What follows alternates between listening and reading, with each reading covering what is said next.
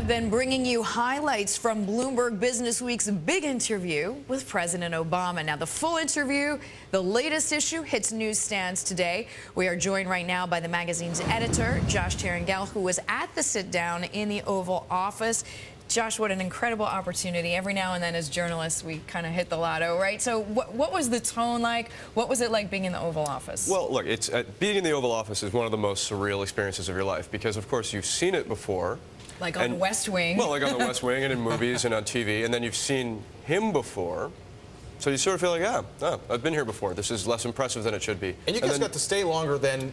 We did. I mean, we were originally scheduled for about, anywhere from 16 to 20 minutes, which in presidential terms is kind of an eternity. It's 5 hours. Yeah, it's a long time. But, the president had a very serious message he wanted to get out. He used a couple of the early questions to really filibuster a little bit on that. And so he gave us about double the amount of time we were expecting. So what was the tone like? I mean, he's been criticized. The administration has been criticized for being anti-business. Right. And it seems like he wanted to answer that charge. Yeah, I mean, I wouldn't say frustrated. I wouldn't say mystified. But I think he was perplexed because I think the president believes that he's laid out a very pro-business agenda. I mean, the way he kept referring to it was, it's going to be fair.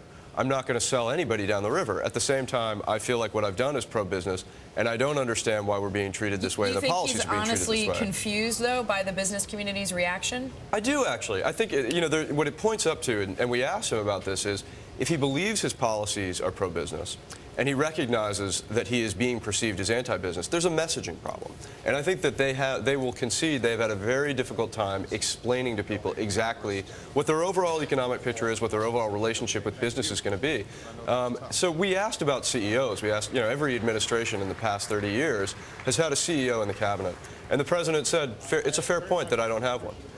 And we should have, we're trying to get more representation, trying to get more input, but it's a fair point. Josh, there has been so much buzz surrounding the excerpts of this interview that are already out there. What do you think that says not only about this fine line that the president has to walk, but what everyone out there thinks about this sort of balancing act between Main Street and Wall Street? Well, look, we're a year into the administration, and I think people, for the first year of any presidency, people give it some time to try and get a sense of what the message of overall of the presidency is going to be.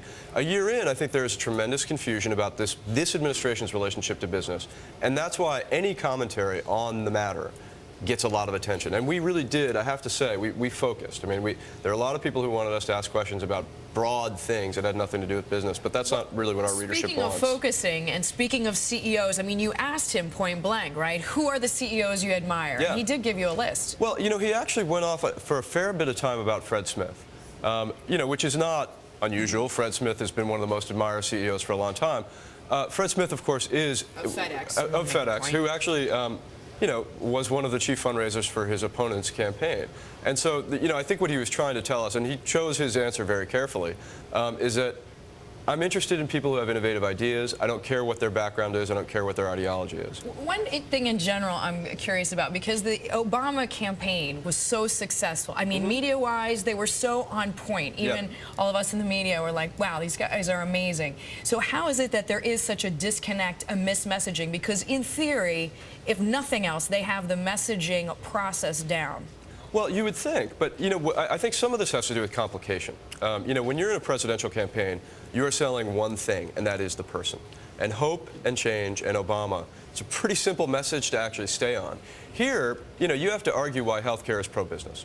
And when you have the insurance lobby saying it's not, and you have hospitals potentially saying it's not, you have to make a very stated, nuanced case. It's so much harder to stay on that message, and that's only one message, right?